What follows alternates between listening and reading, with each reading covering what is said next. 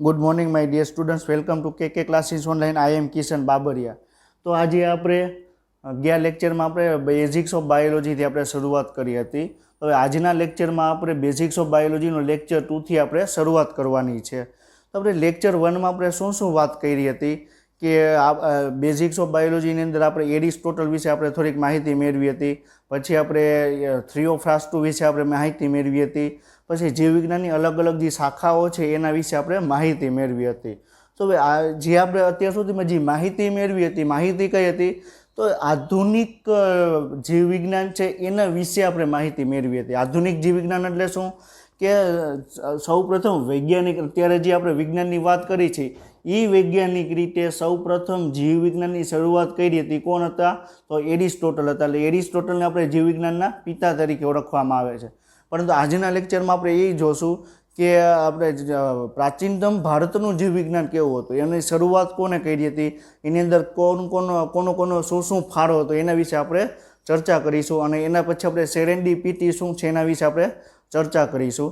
તો આપણે આજના લેક્ચરની આપણે શરૂઆત કરી। તો આપણે આજે શું જોવાનું છે કે પ્રાચીનતમ ભારત છે એનું જીવવિજ્ઞાન વિશે આપણે વાત કરવાની છે। હવે આપણે જે પ્રાચીનતમ ભારતનું જે જીવવિજ્ઞાન છે, આપણે પ્રાચીન ભારતની આપણે તમે જુઓ તો આપણા પ્રાચીન ભારતની અંદર ઉપનિષદ છે, વેદ છે, બધી વસ્તુ આપણે ઘણા બધા પુસ્તકો આપણે લિટરેચરની અંદર આપણે અવેલેબલ છે। પરંતુ એ બધું લિટરેચરની તમે વાત કરો તો એ બધું લિટરેચર અત્યારે અવેલેબલ નથી। કારણ કે જ્યારે ભારત ઉપર જ્યારે અંગ્રેજોએ આક્રમણ કર્યું અને ભારત ઉપર શાસન કર્યું તો ઘણી બધી પુસ્તકો છે એનો નાશ કરી દેવામાં આવ્યો અને ઘણી બધી પુસ્તકો ભારતમાંથી ત્યાં ઇંગ્લેન્ડમાં લઈ ગયા। એટલે આપણે અત્યારે આપણી પાસે જે માહિતી અવેલેબલ છે એના વિશે આપણે વાત કરવાની આવે। હવે તમે આપણે હિન્દુ શાસ્ત્ર કે આપણે હિન્દુ લિટરેચરની તમે વાત કરો તો આપણે હિન્દુ લિટરેચરમાં એવું લખેલું છે કે 84 લાખ યોની બાદ મનુષ્યનો જન્મ થાય છે। તો આપણે શું, તો એનો મિનિંગ તમે વૈજ્ઞાનિક રીતે તમે જોવા જાઓ તો શું એનો મિનિંગ થાય કે પૃથ્વી પર જેટલા પણ સજીવો અસ્તિત્વમાં છે બધા સજીવોની સંખ્યા તમે જુઓ તો 84 લાખ જેટલી સજીવો થાય। એટલે 84 લાખ એટલે એ રીતે નહીં કે મનુષ્ય હોય તો મનુષ્ય 84 લાખ, એટલે અલગ અલગ સજીવો 84 લાખ મનુષ્ય છે, પછી કોઈ પણ પ્રાણી હોય, હાથી છે, સિંહ છે, તો એવી રીતે 84 લાખ જેટલા સજીવો પૃથ્વી ઉપર અસ્તિત્વ ધરાવે છે। અને બધા જ સજીવો વિશે આપણે જૂના લિટરેચર આપણે જોઈએ, જૂનું વૈદિક સાહિત્ય છે એની અંદર બધી જ માહિતી અવેલેબલ હતી। પરંતુ ભારતની કમનસીબી હતી કે અત્યારે બધી જ માહિતી અત્યારે અવેલેબલ નથી। તો આપણે જેટલી પણ માહિતી અવેલેબલ છે એના વિશે આપણે આજે ચર્ચા કરવાની છે। તો આપણે જે ઉપનિષદ અને વેદની તમે વાત કરો તો એની અંદર સજીવોનું વર્ગીકરણ કરવામાં આવ્યું છે। અને ઉપનિષદ અને વેદ ક્યારના અવેલેબલ છે, કયા સમયના? તો 1500 BC થી 600 BCનો સમયગાળો છે। આ સમયગાળામાં જે ઉપનિષદ અને વેદ હતા એ અત્યારે આપણી પાસે અવેલેબલ છે। એની આગળના જે સમયના ઉપનિષદ અને વેદ હતા એનું અત્યારે કોઈ માહિતી અત્યારે અવેલેબલ નથી। પણ માહિતી અત્યારે કઈ અવેલેબલ છે? તો 1500 થી 600 BCનો જે સમયગાળો હતો એ સમયગાળામાં જેટલા પણ ઉપનિષદ અને વેદ અવેલેબલ હતા એની આપણે આની અંદર વાત કરવાની આવે છે।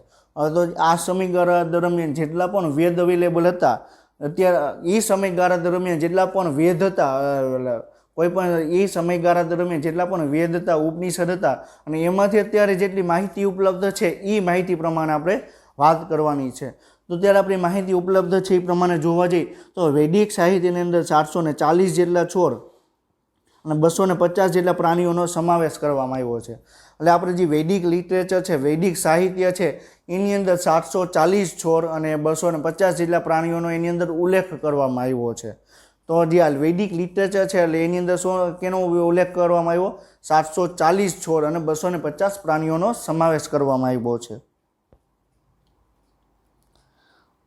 હવે તમે જુઓ તો આપણે જે જૂના સાહિત્ય છે એની અંદર અત્યારે આપણે મુખ્યત્વે બે ઉપનિષદ, અત્યારે બે પુસ્તક અવેલેબલ છે। કઈ બે પુસ્તક? એક ચાંદોગ્ય ઉપનિષદ અને બીજું છે સુશ્રુત સંહિતા। આપણે એની અંદર આપણે હમણાં વાત કરશું। તો પહેલાં આપણે ચાંદોગ્ય ઉપનિષદની વાત કરી લઈએ। તો ચાંદોગ્ય ઉપનિષદની અંદર મુખ્યત્વે પ્રાણીઓનો સમાવેશ કરવામાં આવ્યો, પ્રાણીઓનું વર્ગીકરણ કરવામાં આવ્યું। તો એને પ્રાણીઓનું વર્ગીકરણ કોના આધારે કરવામાં આવ્યું, ક્યાં કરવામાં આવ્યું? તો પ્રાણીઓને એને 3 વિભાગમાં વિભાજિત કરવામાં આવ્યા। ક્યાં? એક જીરાજા, એક અંડજા અને એક ત્રીજું ઉભીજા। તો તો જીરાજા, અંધજા અને ઉભીજા 3 વિભાગની અંદર સજીવોને વર્ગીકૃત કરવામાં આવ્યા. કોની અંદર? ચાંદોગ્ય ઉપનિષદની અંદર 3 પ્રકારે સજીવોને વર્ગીકૃત કરવામાં આવ્યા. આ તો 3 જે જીરાજા છે એની અંદર કેવા સજીવોને રાખવામાં આવ્યા કે જે સસ્તન સજીવો હતા. જે સસ્તન સમૂહની અંદર જેવા સજીવો પ્રેઝન્ટ હોય, જે હાજર હોય એની અંદર એની રાખવામાં આવ્યા. તો મનુષ્ય છે એ એક પ્રકારનું સસ્તન પ્રાણી છે. તો જીરાજાની અંદર આપણે મનુષ્યનો આપણે સમાવેશ કરી શકીએ. તો જીરાજાની અંદર કયા સજીવો રાખવામાં આવ્યા? તો સસ્તન પ્રાણીઓને રાખવામાં આવ્યા. તો બીજું છે અંધજા. તો અંધજાની અંદર કેવા સજીવો રાખવામાં આવ્યા કે જે ઉડી શકતા હોય, જેને પાંખો હોય, જે એક જગ્યાએથી બીજી જગ્યાએ ઉડીને જઈ શકતા હોય એવા સજીવો એને રાખવામાં આવ્યા. પછી બીજા કયા સજીવો કે સરીસૃપ હોય. સરીસૃપ એટલે એવા સજીવો કે જમીન ઉપર ઢસડાઈને એક જગ્યાએથી બીજી જગ્યાએ જઈ શકતા હોય. પછી જંતુઓ અને કૃમિ. તો જંતુઓ અને કૃમિ એટલે શું? કે એવા સજીવો કે જે પોતાનું જીવન નિર્વાહ કરવા માટે બીજાના સજીવો ઉપર એને નિર્વાહ કરવું પડે, એટલે બીજાના સજીવો ઉપર એ રહેતા હોય તો એને શું કહેવામાં આવે? જંતુઓ અથવા કૃમિ કહેવામાં આવે. તો જે અંધજાની અંદર એવા સજીવો રાખવામાં આવે જે ઉડી શકતા હોય, પછી જે જમીન ઉપર ઢસડાઈને ચાલી શકતા હોય, પછી જે બીજાના શરીર ઉપર રહી શકતા હોય એવા સજીવોને શેની અંદર રાખવામાં આવ્યા? તો અંધજાની અંદર. તો એવા સજીવો કે જે ઉડી શકતા હોય એને પક્ષીઓ કહેવાય, જે જમીન ઉપર ધસડાઈને ચાલી શકે એને સરીસૃપ કહેવાય, એટલે કે જે સાપ છે, અજગર છે, એ બધા સજીવોને આપણે સરીસૃપની અંદર રાખવામાં આવે. અને જંતુઓ અને કૃમિ એટલે જે બીજાના સજીવો ઉપર રહી પોતાનું જીવન નિર્વાહ કરી શકતા હોય એને શું કહેવામાં આવે? અંધજા કહેવામાં આવે. અને ઉભીજા, ત્રીજો પ્રકાર છે ઉભીજા. એટલે ઉભીજા એટલે એવા પ્રાણીઓ કે જે પોતાનો ખોરાક તરીકે આપણે વનસ્પતિનો ઉપયોગ કરતા હોય. બરોબર છે? એવા કયા સજીવો? ઉભીજા એટલે એવા સજીવો કે જે પોતાના ખોરાક તરીકે બીજાના ઉભીજા એટલે એવા સજીવો કે જે પોતાના ખોરાક મેળવવા માટે વનસ્પતિ ઉપર આધાર રાખતા હોય એવા સજીવોને આપણે ઉભીજાની અંદર રાખવામાં આવ્યા. તો ટોટલ ક્યાં 3 પ્રકાર થયા?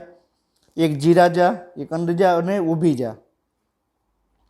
હવે આપણે જે પુસ્તકની વાત કરી છે એની સુશ્રુત સંહિતાની આપણે વાત કરવાની છે. તો સુશ્રુત સંહિતા શું છે? કઈ પુસ્તક છે? તો સુશ્રુત સંહિતા છે એ સુશ્રુત નામના એક વૈદ હતા, એના પુસ્તકની અંદર બધી માહિતી લખેલી હતી. તો જે સુશ્રુત સંહિતા છે એનો સમયગાળો કેટલો છે? 600 BC લખેલો છે. તો આપણે જે સુશ્રુત સંહિતાનો સમયગાળો કેટલો થાય?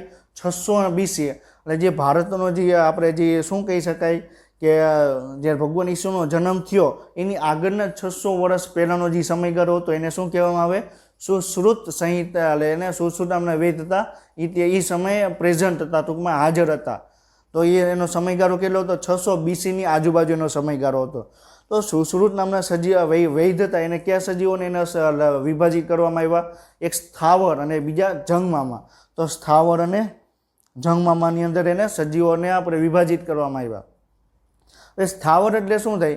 કે એવા સજીવો કે જે એક જગ્યાએથી બીજી જગ્યાએ જઈ શકતા નથી.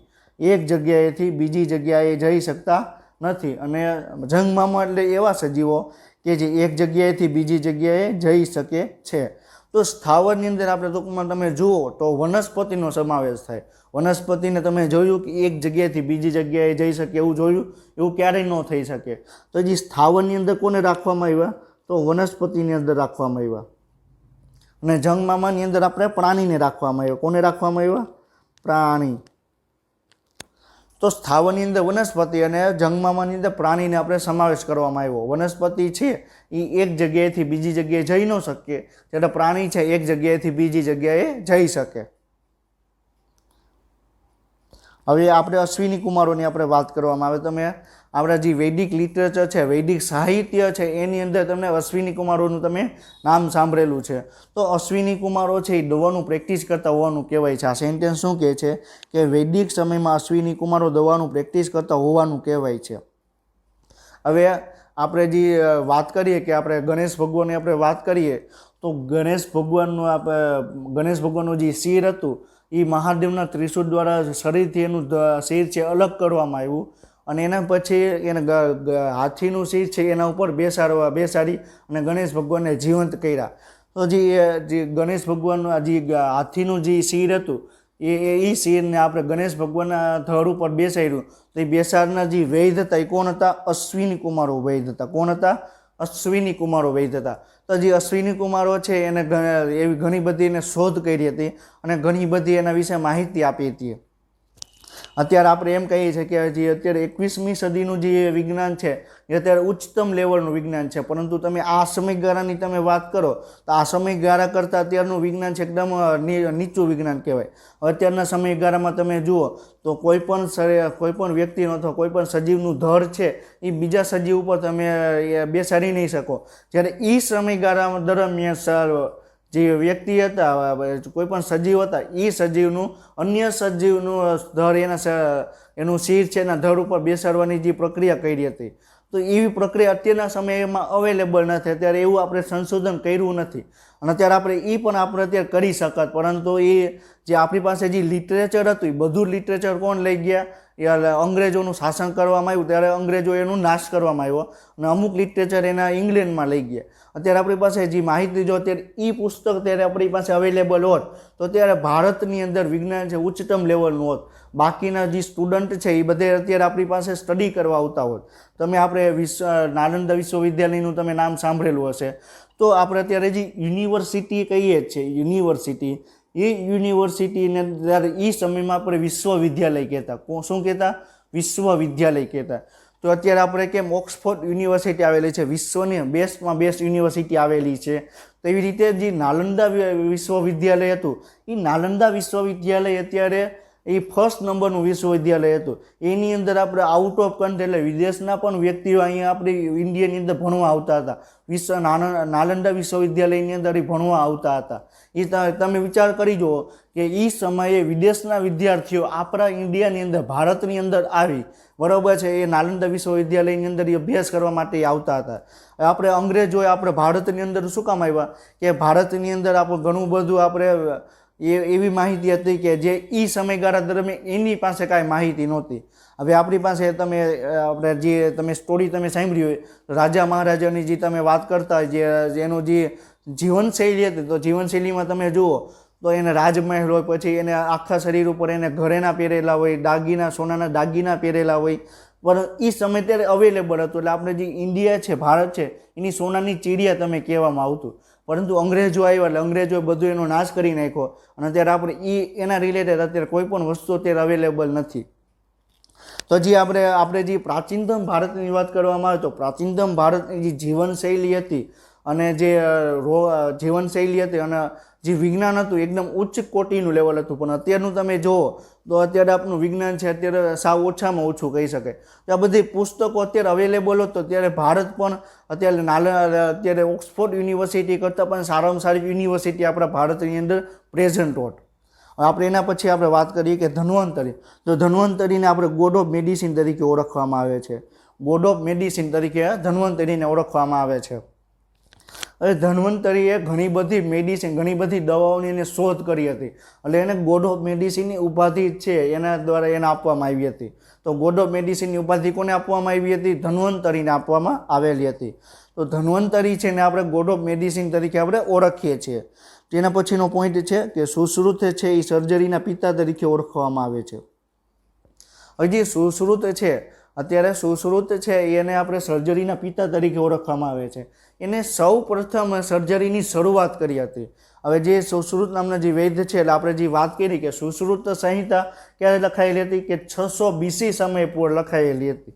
એ 600 BC સમયગાળા દરમિયાન ઘણા બધા યુદ્ધ થતા હતા અને યુદ્ધ દરમિયાન ઘણા વ્યક્તિના હાથ કપાઈ જાય, પગ કપાઈ જાય, તો જે હાથ અને પગ અને ઘણા બધા વ્યક્તિના નાક પણ તલવારથી એના કાપી નાખવામાં આવતા. તો સૌ પ્રથમ ગેન્ડોપ્લાસ્ટી કરેલી હતી. કોને ગેન્ડોપ્લાસ્ટી કરેલી હતી? તો સુશ્રુત નામના વૈદ્ય છે એને સૌ પ્રથમ ગેન્ડોપ્લાસ્ટી કરેલી હતી. હવે ગેન્ડોપ્લાસ્ટી એટલે શું થઈ કે જે માનવ નાક છે એની જગ્યાએ એને પ્લાસ્ટિકનું નાક બનાવી, એને ઓરિજિનલ નાકની જગ્યાએ પ્લાસ્ટિકનું નાક એને બેસાડ્યું. તો જે સુશ્રુત નામના જે વૈદ્ય હતા એને સૌ પ્રથમ ગેન્ડોપ્લાસ્ટી કરેલી હતી. વિશ્વની અંદર સૌ પ્રથમ સર્જરી કરનાર વ્યક્તિ કોણ હતા? તો સુશ્રુત નામના વૈદ્ય હતા. તો સુશ્રુત નામના વૈદ્ય આપણે ગેન્ડોપ્લાસ્ટી કરી. તો પછી આપણે એમ કહેવામાં આવે છે કે સુશ્રુત છે મૃત શરીરના માનવ શરીરનો રચનાનો અભ્યાસ કરતા હતા. મૃત શરીર પર માનવ શરીર રચનાનો અભ્યાસ કરતા હતા. હવે આપણે કોઈ પણ આપણે સજીવ છે એના વિશે આપણે ડિટેલ્સમાં આપણે એનાટોમી આપણે ભણવી હોય એના અંતઃસ્તંભો કઈ રીતે કામ કરે છે એ તમારે સમજવું હોય તો આપણે એમ સમજવું કે હૃદય કઈ રીતે કામ કરે છે, જઠર કઈ રીતે કામ કરે છે, યકૃત કઈ રીતે કામ કરે છે, તો આપણે યકૃતને શરીરમાંથી બહાર કાઢીને કઈ રીતે કામ કરે છે, એની અંદર ક્યાં ક્યાં કોષો આવેલા છે એ બધું આપણે ડિટેલમાં આપણે એનાલિસિસ કરવું પડે. તો સૌ પ્રથમ જે આ બધું એનાલિસિસ કરવાની શરૂઆત કોને કરી હતી? તો સુશ્રુત નામના જે વૈદ્ય છે એને સૌ પ્રથમ શરૂઆત કરી હતી.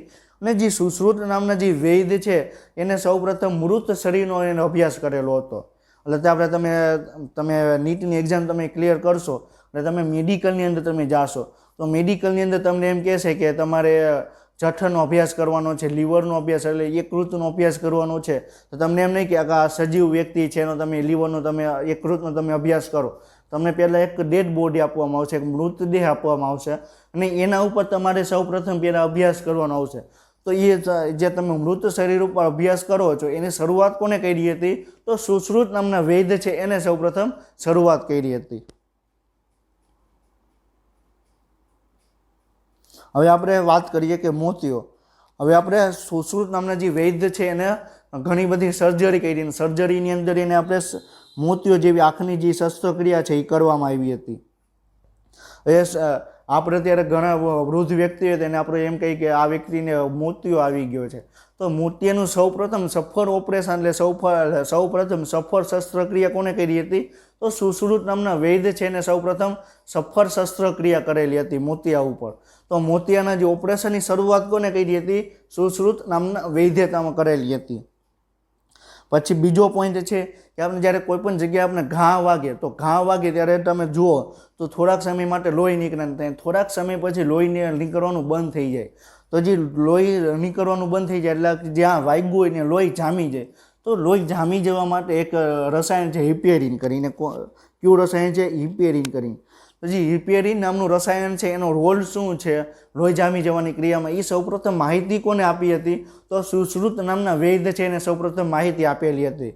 તો સુશ્રુત નામના વૈદ્ય ઘણી બધી શોધ કરી હતી એટલે આપણે એને શું કીધું કે ગોડ ઓફ મેડિસિન તરીકે આપણે એને ઓળખીએ છીએ. પછી આપણે જ્યારે એને લોહી જામી જવાની ક્રિયામાં કઈ રીતે હિપેરિન કામ કરે છે એ જાણવા માટે એને જીવંત લીચોનો ઉપયોગ કર્યો હતો. કોનો લીચો કર્યો હતો? જીવંત લીચો છે એનો ઉપયોગ કર્યો હતો. એ એક પ્રકારનું રસાયણ છે. એ રસાયણ થ્રુ એને ખબર પડી કે હિપેરિન આવી રીતે કામ કરે છે. તો સૌપ્રથમ હિપેરિન નામનું રસાયણની શોધ કરી હતી. સૌપ્રથમ ગિન્ડોપ્લાસ્ટીની સર્જરી કરી હતી. સૌપ્રથમ એને મોતિયાનું ઓપરેશન કર્યું હતું. સૌપ્રથમ એને મૃતદેહ શરીર ઉપર એને સજીવોનો અભ્યાસ કરવાની શરૂઆત કરી હતી. તો આ બધી શરૂઆત એને કરી હતી એટલે એને આપણે ગોડ ઓફ મેડિસિન નામની ઉપાધિથી આપણે એને આપીએ છીએ. હવે તમને જે ફિગરમાં તમે સ્લાઇડમાં કે તમને વિડીયોમાં તમને દેખાય છે એ એક ચરક નામના વૈદ્ય છે અને આ સુશ્રુત નામના વૈદ્ય છે. આ કોણ છે? સુશ્રુત છે અને આ કોણ છે? ચરક નામના વૈદ્ય છે. તો જે ચરક નામના વૈદ્ય છે એને ચરક સંહિતા આપેલી હતી. આપણે એના વિશે આપણે વાત કરશું. અને જે સુશ્રુત નામના વૈદ્ય છે એને સુશ્રુત સંહિતાની આપણે માહિતી આપેલી હતી. હવે જે તમને આમ વિડીયોમાં તમને દેખાય છે એ કોણ છે? બે અશ્વિની કુમારો છે. કોણ છે? બે અશ્વિની કુમારો છે. આ અશ્વિની કુમારોએ આપણે શું કહેવાય કે પ્રાચીનતમ ભારતની આપણે વેદ કહેવામાં આવે. પ્રાચીનતમ ભારતના જૂનામાં જૂના વેદ કહેવામાં આવે છે. ટૂંકમાં આપણે કહી શકીએ કે આપણે આની મેડિસિનની આપણે શરૂઆત જ આપણે અશ્વિની કુમારોથી થઈ હતી. હવે આપણે આગળના સ્લાઇડમાં આપણે જોયું હતું કે ચરક નામના વૈદ્યને આપણે ફોટો જોયો તો ચરક નામના વૈદ્ય છે એને કઈ માહિતી આપેલી હતી કે ચરક સંહિતા નામની માહિતી આપેલી હતી. અને જે ચરક સંહિતા છે એ ક્યારે લખાયેલી હતી? 100 BC સમયે લખાયેલી હતી. હવે 100 BC સમયે જે લખાયેલી હતી તેને આપણે ચરક સંહિતા કહેવામાં આવે છે. હજી ચરક સંહિતા છે એ શું કહેવામાં આવે છે કે જે અત્રેય નામના જે વૈદ્ય હતા, અત્રેય નામના વૈદ્યના માર્ગદર્શન હેઠળ અગ્નિવાસ નામના વૈદ્ય આ માહિતી લખેલી છે. તો શું છે? જે અત્રેય નામના જે વૈદ્ય હતા એ વૈદ્ય દ્વારા એને માહિતી આપવામાં આવી. અને કોને માહિતી આપવામાં આવી? અગ્નિવાસ નામના જે વૈદ્ય હતા એને માહિતી આપવામાં આવી. અને અગ્નિવાસે આખી ચરક સંહિતાની રચના કરી. હવે પહેલાં શું થયું? તો ચરક નામના જે વૈદ્ય હતા, ચરક નામના વૈદ્ય પહેલાં અત્રેય નામના વૈદ્યને બધી માહિતી આપી.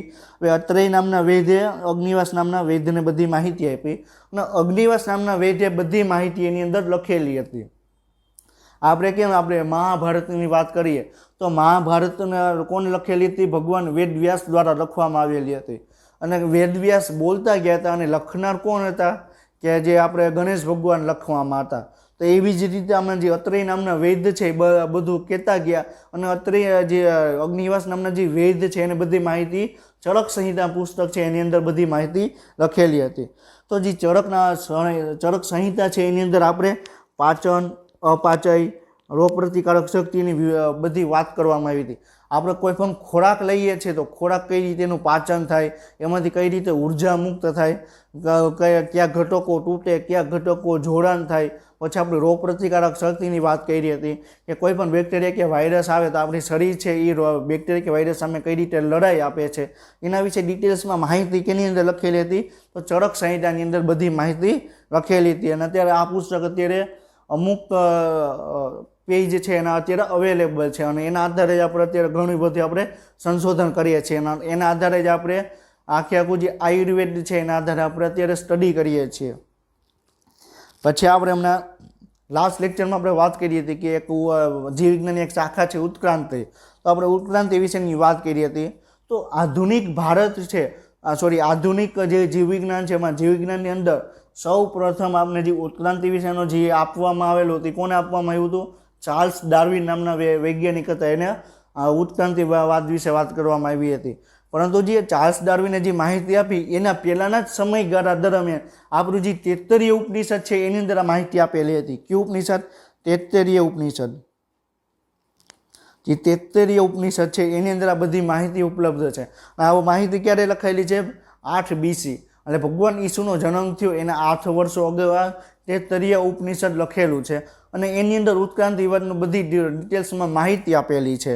અત્યારે આપણે જે ઉત્ક્રાંતિવાદ આપણે વાત કરીએ કે ચાર્લ્સ ડાર્વિન નામના જે વૈજ્ઞાનિક હતા એને ઉત્ક્રાંતિનો આખો વાદ આપેલો હતો, પરંતુ એની પહેલાં જ આપણે તૈત્તરીય ઉપનિષદની અંદર આ બધી માહિતી અવેલેબલ છે. સમજાય છે? તો આપણું જે પ્રાચીનતમ ભારત હતું એની બધી જ માહિતી અત્યારે આપણે એનો ઉપયોગ કરી ઘણા બધા દેશોમાં એ માહિતી પહોંચી છે અને એ માહિતી પરંતુ આપણે ઉપયોગ કરી શકતા નથી. બીજા દેશો ઉપયોગ કરે છે અને નવી માહિતી સાથે એને અત્યારે આખા વિશ્વની સામે પ્રસ્તુત કરે છે. પરંતુ જો આપણે એ અત્યારે સાચા સમયે આપણે જો એ માહિતીને આપણે આખા વિશ્વની સામે પ્રસ્તુત કરીએ તો અત્યારે ફરીથી ભારત છે એ વિશ્વની અંદર શ્રેષ્ઠ ટેકનોલોજીવાળું ભારત કહી શકાય આપણે. હવે જે તૈત્તરીય ઉપનિષદ છે તૈત્તરીય ઉપનિષદની અંદર આપણે તમે જોવા જાઓ તો એ અનુસાર તમે જોવા જાઓ કે ઉત્ક્રાંતિમાં સૌપ્રથમ સજીવની શરૂઆત અવકાશની અંદર થયેલી છે. ક્યાં થયેલી છે? આ અનુસાર અવકાશમાં જીવનની ઉત્પત્તિ થયેલી છે. અને અત્યારે જે આપણે મેં તમને વાત કરી ચાર્લ્સ ડાર્વિનની, તો ચાર્લ્સ ડાર્વિનના મત મુજબ આ જીવનની શરૂઆત અવકાશની અંદર થયેલી છે. બરોબર છે? તો આ જે આપણે જે તૈત્તરીય ઉપનિષદ છે એની અંદર પણ આ માહિતી ઉપલબ્ધ છે કે કોઈ પણ સજીવની શરૂઆત અવકાશની અંદર થયેલી છે. હવે આપણે નેક્સ્ટ પોઈન્ટ જોઈ સેરેન્ડિપિટી. કયો શબ્દ? સેરેન્ડિપિટી. સેરેન્ડિપિટી. સેરેન્ડિપિટી એટલે શું થાય? આપણે અત્યાર સુધી જે વાત કરી એ આપણે શેની વાત કરી? પ્રાચીનતમ ભારતની વાત કરી. લાસ્ટ લેક્ચરમાં આપણે જે વાત કરી હતી એ આધુનિક જીવ વિજ્ઞાનની વાત કરી હતી. હવે ફરીથી આપણે પ્રાચીનતમ ભારતમાંથી ફરીથી આપણે આધુનિક જીવ વિજ્ઞાનમાં પાછા આપણે આવી જઈએ. તો જે સેરેન્ડિપિટી શબ્દ એટલે શું થાય કે તમે એવું માની લો કે તમે કોઈ પણ કામ કરવા ગયા, હવે કામ કર્યું એની જગ્યાએ તમે બીજું જ તમે કંઈ કામ કરીને આવ્યો તો એ વૈજ્ઞાનિક રીતે જે શોધ થઈને આપણે સેરેન્ડિપિટી કહેવાય. હવે તમે બજારમાં તમે લેવા ગયા કે મારે 20,000નો મારે મોબાઈલ લેવો છે, પરંતુ તમે 20,000ના મોબાઈલની જગ્યાએ તમે 30,000 વાળો મોબાઈલ લઈને આવ્યા. તો હવે જો તમે આજે વૈજ્ઞાનિક રીતે તમે જોવા જાઓ તો એને શું કહેવામાં આવે? સેરેન્ડિપિટી કહેવામાં આવે. તમે જે કંઈક કાર્ય કરવા ગયા હતા એ કાર્યની જગ્યાએ તમે બીજું જ કાર્ય તમે કર્યું તો એને શું કહેવામાં આવે? સેરેન્ડિપિટી કહેવામાં આવે. હવે સેરેન્ડિપિટી એટલે શું થાય કે અણધારી અથવા તક દ્વારા કરવામાં આવેલી શોધનો ઉલ્લેખ છે. શું છે? અણધારી અથવા તક દ્વારા કરવામાં આવેલી શોધનો ઉલ્લેખ છે. હવે સૌપ્રથમ જે સેરેન્ડિપિટી શબ્દ છે કોને આપવામાં આવ્યો હતો? હોરસ વોલ્પોલ નામના સાયન્ટિસ્ટ છે. હોરસ વોલ્પોલ નામના જે સાયન્ટિસ્ટ છે એને સૌપ્રથમ માહિતી આપેલી હતી. અને માહિતી ક્યારે આપેલી હતી? કે તો 1754માં સૌપ્રથમ માહિતી આપેલી હતી. તો હોરસ વોલ્પોલ નામના જે સાયન્ટિસ્ટ છે એને સૌપ્રથમ સેરેન્ડિપિટી શબ્દ વાપર્યો અને ક્યારે વાપર્યો? 1754ની અંદર. તો હવે આપણે વાત કરીએ કે સેરેન્ડિપિટી દ્વારા હવે જે તમને આ સ્લાઇડમાં તમને દેખાય છે, વિડીયોની અંદર દેખાય છે, એક સાયન્ટિસ્ટ છે અને આ સાયન્ટિસ્ટ ક્યાં છે? Alexander Fleming. Alexander Fleming.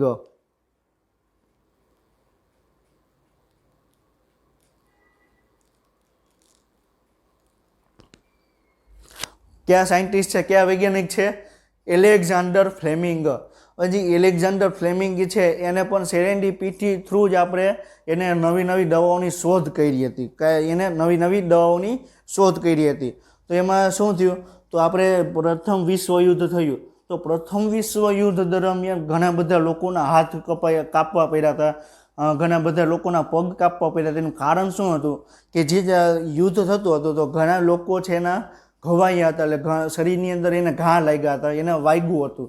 તો જ્યાં જે શરીરના જે સ્થાને વાગ્યું હોય ને એક બેક્ટેરિયાનું સંક્રમણ થઈ ગયું. હવે એ બેક્ટેરિયાનું સંક્રમણ થઈ ગયું તો એ બેક્ટેરિયાને આપણે અટકાવવો હોય તો એ ત્યારે એ સમયે એક પ્રકારની દવા નહોતી. તો શું કરવામાં આવતું? તો વ્યક્તિના હાથ અથવા પગમાં જે સંક્રમણ લાગ્યું હોય એનો હાથ અથવા પગ આખો કાપી નાખવામાં આવે. અત્યારે કેમ વિશ્વની અંદર અત્યારે આખું વિશ્વ છે COVID-19 વાયરસ છે, એના કારણે અત્યારે મૃત્યુઆંક ઘણો બધો ઊંચો થઈ ગયો, વયો ગયો છે. તો એ અત્યારે જેવી રીતે COVID-19ની પરિસ્થિતિ છે એવી જ રીતે એ સમયે એક બેક્ટેરિયા હતા એસ ઓરિયસ. કયા બેક્ટેરિયા હતા? એસ ઓરિયસ. તે એસ ઓરિયસ બેક્ટેરિયા હતા. હવે એસ ઓરિયસ નામના બેક્ટેરિયા છે એનું આખું સંક્રમણ થતું. આ બેક્ટેરિયા થ્રુ આખા શરીરમાં સંક્રમણ થતું. માની લો કે મને આ જગ્યાએ ઘા વાગ્યો છે તો આ બેક્ટેરિયા આની શરીરની અંદર આ જે ઘા વાગ્યો ત્યાંથી બેક્ટેરિયા એન્ટર થાય, આખો જે ભાગ છે એ સડી જાય. હવે સડી જાય એટલે એ એટલા ભાગે સડી જતો કે આખે હાથ છે એ કાપી નાખવો પડતો. જો તમે હાથ ન કાપો તો આખા સજીવ છે એનું મૃત્યુ થાય. તો હવે સજીવને મૃત્યુથી બચાવવા માટે એનો હાથ કાપી નાખવામાં આવતો હતો. તો એ સમયે જે એલેક્ઝાન્ડર ફ્લેમિંગ છે એને થયું કે આપણે આ જે બેક્ટેરિયાનું જે સંક્રમણ થાય છે આપણે એને અટકાવવાની આપણે ટ્રાય કરીએ. તો એ એસ ઓરિયસ નામનો જે બેક્ટેરિયા છે એને આપણે કલ્ચર કર્યો. એટલે આપણે જે તમને સાયન્ટિસ્ટના હાથમાં તમને જે પ્લેટ દેખાય છે બરોબર છે એને આપણે પેટ્રી પ્લેટ કહેવાય. કઈ કહેવાય? પેટ્રી પ્લેટ.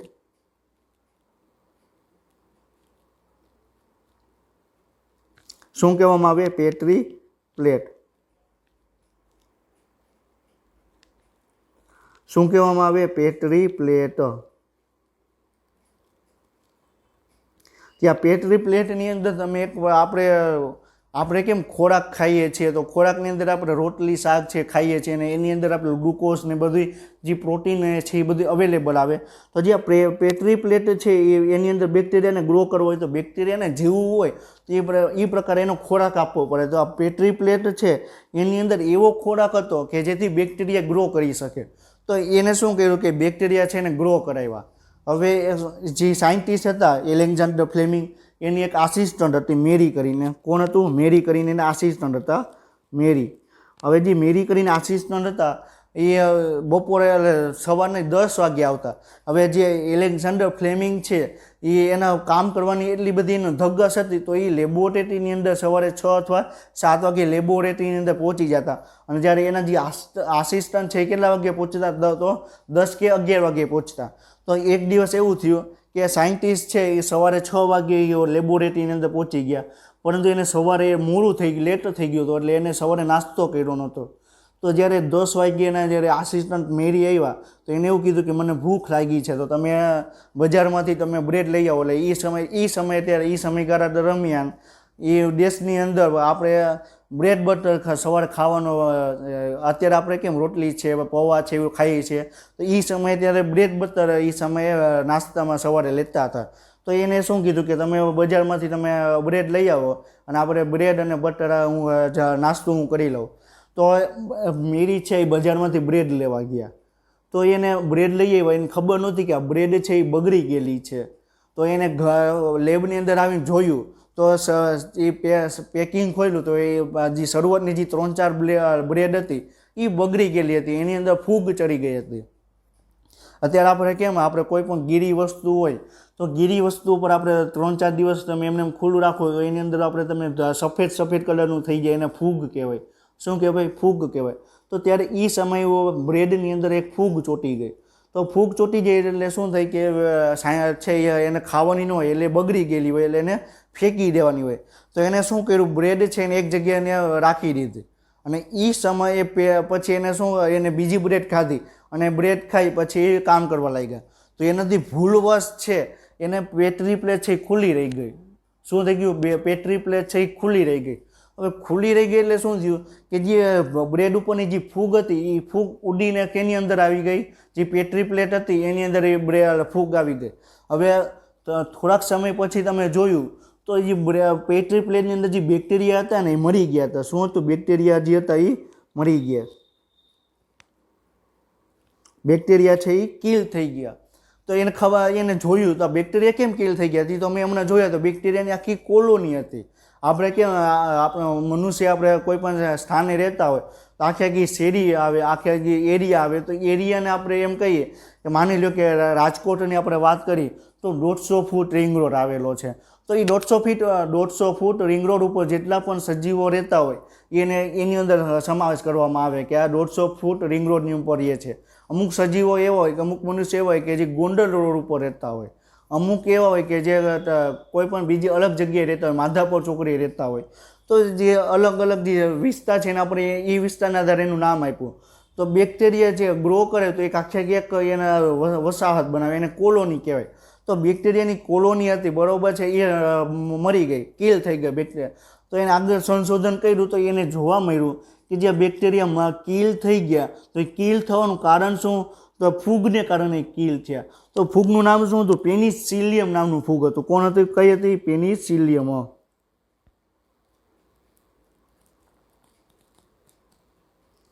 પેનિસિલિયમ નામની ફૂગ હતી એના કારણે એસ ઓરિયસ નામના જે બેક્ટેરિયા હતા એ કિલ થઈ ગયા.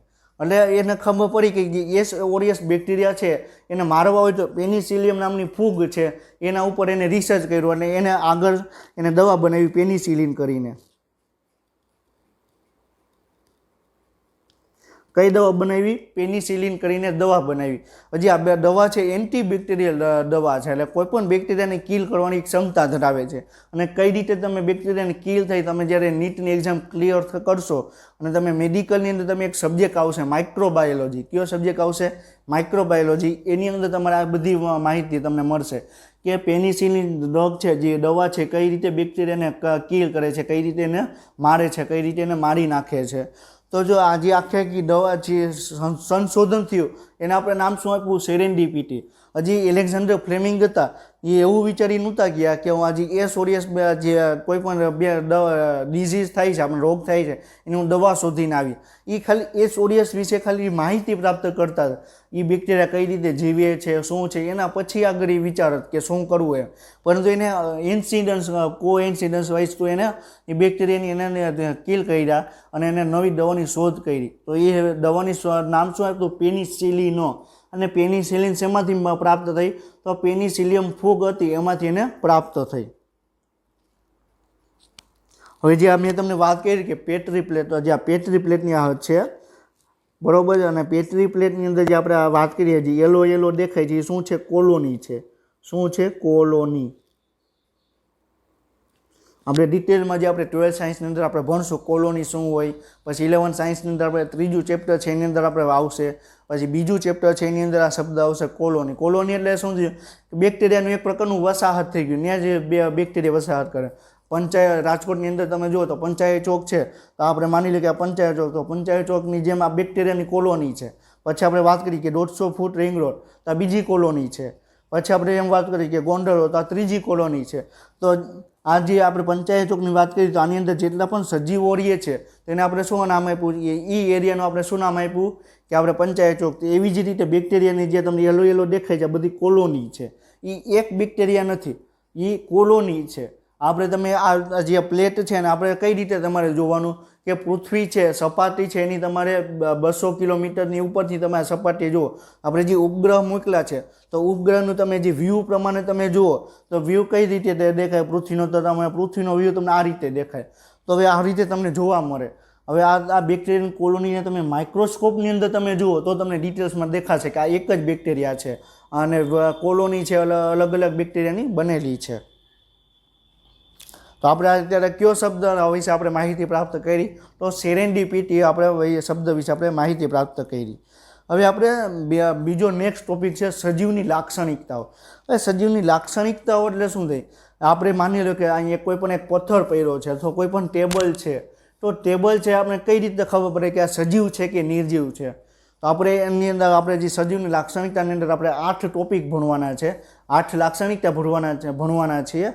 તો એ 8 લાક્ષણિકતા જે પણ સજીવમાં હાજર હોય તેને આપણે શું કહેવામાં આવે? એને સજીવ કહેવામાં આવે. એમાંથી એક લાક્ષણિકતા જો હાજર ન હોય તો એને આપણે નિર્જીવ કહેવામાં આવે. તો આપણે પહેલો શબ્દ છે જીવરસ. કયો શબ્દ છે? જીવરસ. કયો શબ્દ છે? જીવરસ.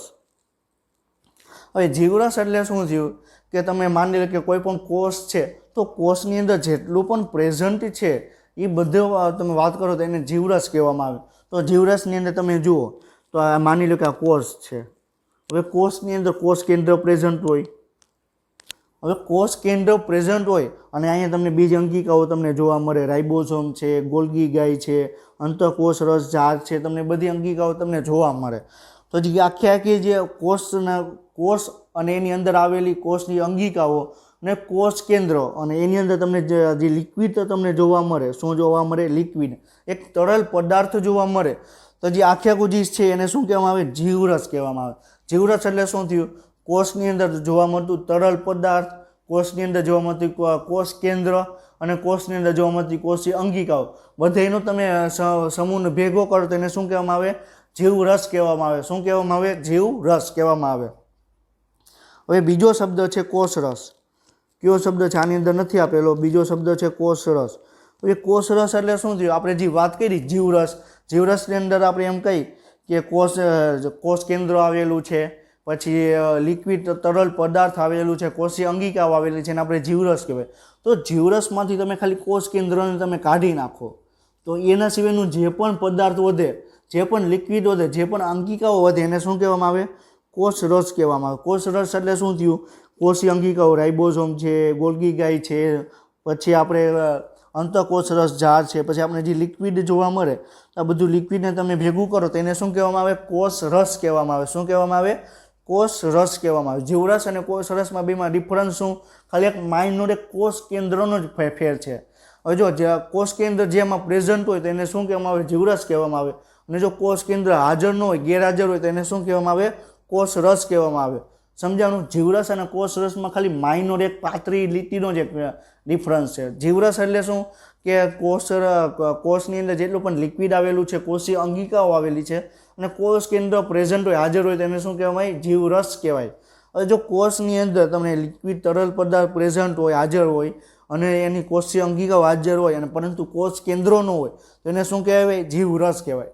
હવે તમે કોષરસ તમે કહો તો શું થાય? કોષરસ એટલે શું થયું કે જીવરસ છે, જીવરસમાંથી આપણે કોષ કેન્દ્ર માઇનસ કરી નાખીએ તો શું થઈ ગયું? કોષ કેન્દ્રમાં માઇનસ કરી નાખીએ તો શું થઈ ગયું? કોષ રસ થઈ ગયું. હવે જીવરસ એટલે શું થઈ ગયું?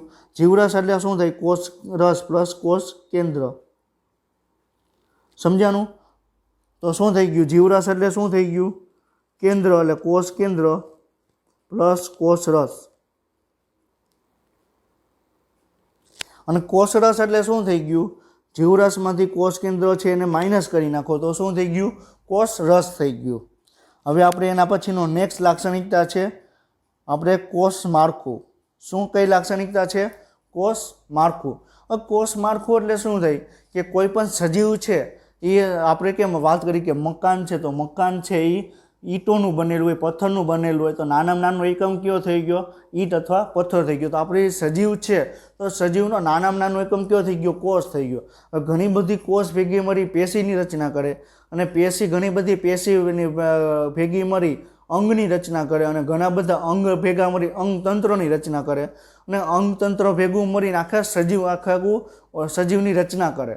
સમજાણું? તો જે આખી રચના છે, કોષમાંથી પેશી, પેશીમાંથી અંગ, અંગમાંથી અંગતંત્ર, અંગતંત્રમાંથી આખા સજીવનું નિર્માણ, તો જે આખી જે છે એને શું કહેવામાં આવે? કોષ માળખું કહેવામાં આવે. તો ઘણા બધા સજીવો જે આદિકોષ કેન્દ્રીય કોષ હોય અને ઘણા બધા સજીવો સુકોષ કેન્દ્રીય કોષ હોય એ આપણે નેક્સ્ટ લેક્ચર જ્યારે આપણે 8મું ચેપ્ટર સ્ટાર્ટ કરશું ત્યારે આપણે એમાં વાત કરશું કે આદિકોષ કેન્દ્રીય કોષ અને સુકોષ કેન્દ્રીય કોષ એટલે શું થાય. હવે એના પછીની આપણે વાત કરીએ કે જીવન ચક્ર. શેની વાત કરી? જીવન ચક્ર. શેની વાત કરી? જીવન ચક્ર. હવે જીવન ચક્ર એટલે શું થયું? કોઈ પણ સજીવ છે એનો જન્મ થયો, જન્મ થયા પછી એ યુવાવસ્થા બની, યુવાવસ્થા પછી એનું વૃદ્ધાવસ્થા બની, અને વૃદ્ધાવસ્થાથી જે એનું મૃત્યુ થયું, તો જે જન્મથી મૃત્યુ સુધીનો જે સમયગાળો છે એને શું કહેવાય? જીવન ચક્ર કહેવાય.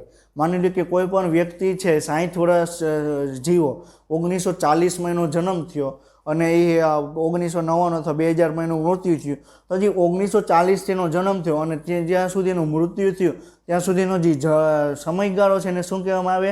એનું જીવન ચક્ર કહેવામાં આવે. શું કહેવામાં આવે? જીવન ચક્ર કહેવામાં આવે. હવે એના પછીનો શબ્દ છે ચયાપચય. હવે ચયાપચય એટલે શું થયું કે ચયાપચય શબ્દ છે એટલે ચય અને અપચય બે શબ્દનો બનેલો છે. એકની અંદર ઉર્જા બને અને એકની અંદર ઉર્જાનો નાશ થાય. એટલે એક ઉર્જા એક સ્વરૂપમાંથી બીજા સ્વરૂપમાં ઉર્જાનું રૂપાંતર થાય. આપણે તમે ફિઝિક્સની અંદર તમે ભણી ગયા છો કે ઉર્જા ક્યારેય નાશ પામતી નથી, ફક્ત ખાલી એક સ્વરૂપમાંથી બીજા સ્વરૂપમાં એનું રૂપાંતર થાય. તો ચયાપચય એટલે શું થાય કે ઉર્જાનું એક સ્વરૂપમાંથી બીજા સ્વરૂપમાં રૂપાંતર થાય. ઘણા બધા ઘટકો છે એ તૂટી જાય અને નવા ઘટકો બનાવે, અને નવા ઘટકો પાછા જોડાઈને પાછા બીજું નવું ઘટક બનાવે. હવે આપણે વાત કરીએ કે આપણે ઘઉં ખાઈએ છીએ અથવા ઘઉંની અંદર આપણે ખાઈએ એટલે ઘઉંની રોટલી બને અને આપણે રોટલી ખાઈએ તો એનું પાચન થાય, તો છેલ્લે આપણે ગ્લુકોઝ મળે. શું મળે?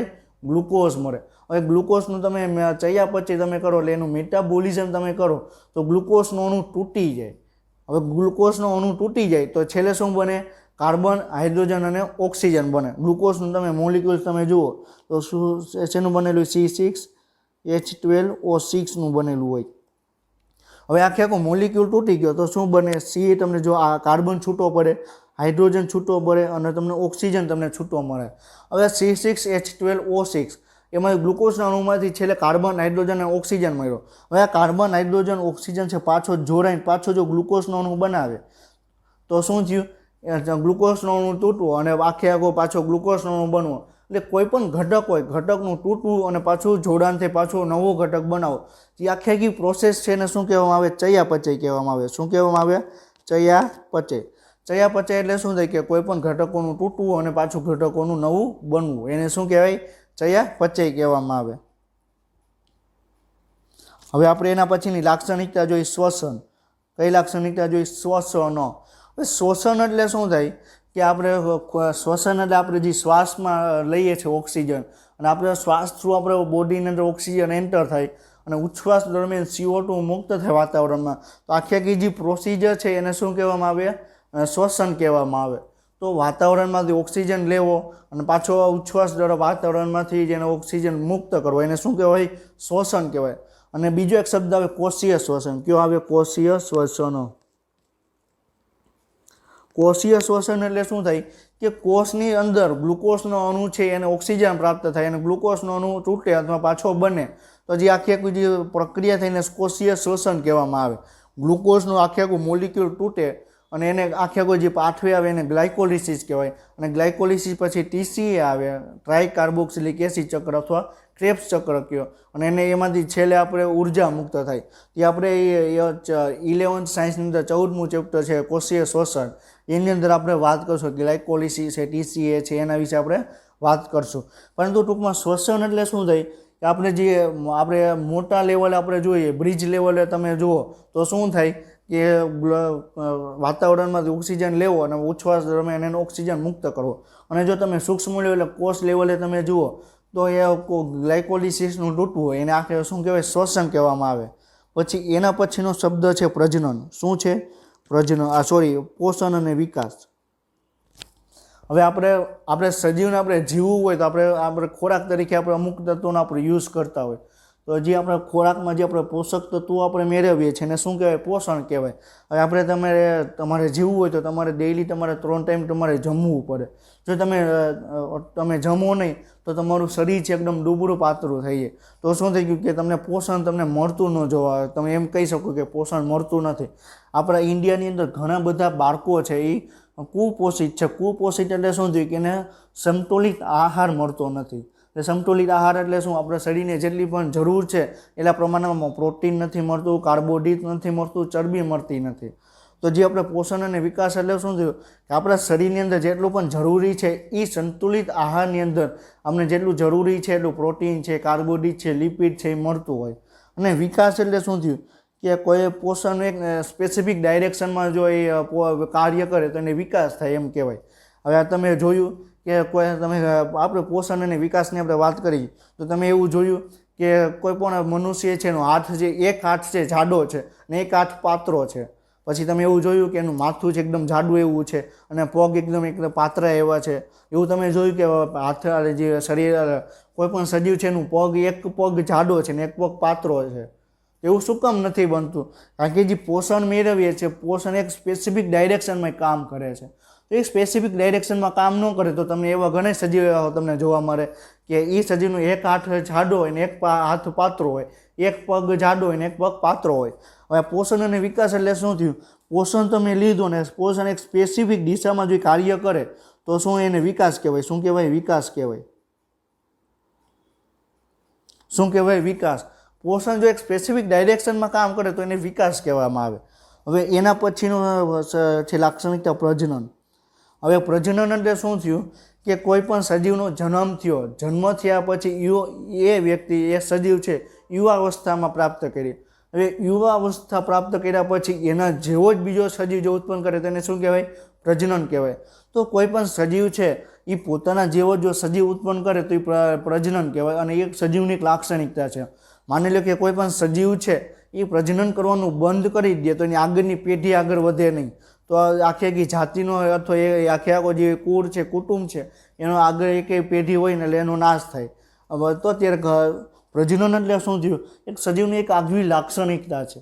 હવે એ સજીવ કોઈ પણ એની અંદર પ્રજનન તમને જોવા મળે તો એ છે એ સજીવ કહેવાની અંદર છે. પ્રજનન એટલે શું થયું કે એ સજીવનો જન્મ થયો યુવાવસ્થામાં એના જેવો જ બીજો સજીવ ઉત્પન્ન કરે તો એને શું કહેવાય? પ્રજનન કહેવામાં આવે. હવે એના પછીનો શબ્દ છે વિસર્જન. શું કયો શબ્દ છે? વિસર્જન. હવે વિસર્જન એટલે શું થયું કે આપણા શરીરની અંદર જેટલા પણ અણુ બન્યા છે, જેટલા પણ ઘટકો બન્યા છે એ અણુ અથવા ઘટકોનું તૂટવું એટલે એને શું કહેવાય? વિસર્જન કહેવાય. વિસર્જન એટલે શું? આપણા શરીરની કોઈ પણ ઘટકો છે, માની લો કે ગ્લુકોઝ છે, ગ્લુકોઝ છે, ચરબી છે, પ્રોટીન છે, એનું તૂટે એટલે આખી જે પ્રક્રિયા છે એને વિસર્જન કહેવાય. શું કહેવાય? વિસર્જન. તો સજીવની કઈ 8 લાક્ષણિકતા થઈ? કઈ લાક્ષણિકતા થઈ? એક જીવરસ, કોષ માળખું, જીવનચક્ર, ચયાપચય. આ 4 લાક્ષણિકતા. એના પછીની કઈ 4 લાક્ષણિકતા? શ્વસન, પોષણ અને વિકાસ, પ્રજનન અને વિસર્જન. તો કોઈ પણ સજીવની અંદર જો 8 લાક્ષણિકતા હોય તેને સજીવ કહેવામાં આવે. હવે તમે પથ્થર છે તો પથ્થરની અંદર 8માંથી એક પણ લાક્ષણિકતા એની અંદર તમને જોવા ન મળે તો એ પથ્થર છે એને આપણે નિર્જીવ કહેવામાં આવે. પથ્થર છે ક્યારે શ્વસન ન કરે, ક્યારે ચયાપચય ન કરે, ક્યારે પ્રજનન ન કરે, ક્યારેય શ્વસન ન કરે, ક્યારેય વિસર્જન ન કરે, ક્યારે એનું પોષણ ન મેળવે, ક્યારે એનો વિકાસ ન થાય તો એને આપણે શું કહેવાય? નિર્જીવ કહેવાય. અને આપણે કોઈ પણ સજીવ છે એ શ્વસન કરતું હોય, પોષણ કરતું હોય, પછી વિકાસ થતો હોય સજીવનો, પ્રજનન કરતા હોય, પછી એને ચયાપચય થતું હોય તો બધી જે લાક્ષણિકતા છે એ જેની અંદર જોવા મળે એને શું કહેવાય? સજીવ કહેવામાં આવે. તો આપણે આજનું લેક્ચર છે બેઝિક્સ ઓફ બાયોલોજીનો સેકન્ડ લેક્ચર છે આપણે અહીંયા કમ્પ્લીટ કરીએ છીએ. આપણે નેક્સ્ટ લેક્ચરમાં આપણે ચેપ્ટર 8થી આપણે શરૂઆત કરશું. ને ચેપ્ટર 8 છે નીટ માટે મોસ્ટ આઈમ્પી છે એટલે એટલા માટે આપણે શરૂઆતથી આપણે 8મું ચેપ્ટર લેશું. એ 8મું ચેપ્ટર છે એ કોર ચેપ્ટર છે. કયું કોર ચેપ્ટર છે? હવે જો તમને 8મા ચેપ્ટરમાં તમને કાંઈ ખબર નહીં પડે તો આખું 11મા 12માના બાયોલોજીમાં તમને કાંઈ ખબર નહીં પડે. તમે ખાલી ગોઈખું હશે એના જેવું જ આવશે. જો તમને કોર્સ ચેપ્ટર તમે સારી રીતે તમે ભણ્યા હશો તો કોર્સ ચેપ્ટર ઉપરથી આપણે 16 થી 22 ચેપ્ટર આવે હ્યુમન ફિઝિયોલોજી, માનવ દેહ ધાર્મિક વિદ્યાવાળા, એની અંદર તો તમને ખબર પડશે. પછી આપણે 11 થી 15 ચેપ્ટર છે વનસ્પતિને દેહ ધાર્મિક વિદ્યાવાળા, તો એના તમને એ ચેપ્ટરની તમને ખબર પડશે કે કઈ રીતે કામ કરે છે. જો તમને કોર્સ આખું ચેપ્ટર તમને આવડતું હશે, કોષી અંકિકાઓ શું છે એ બધી ખબર હશે તો તમે આગળનું ચેપ્ટરમાં તમને ખબર પડશે. નહીં પછી તમને આગળના ચેપ્ટરમાં તમને કાંઈ ખબર નહીં પડે.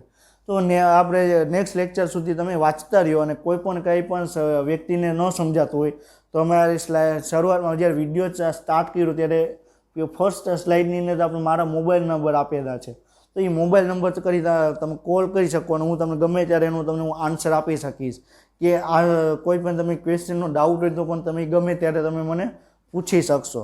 તો નેક્સ્ટ લેક્ચર સુધી તમે વાંચતા રહ્યો.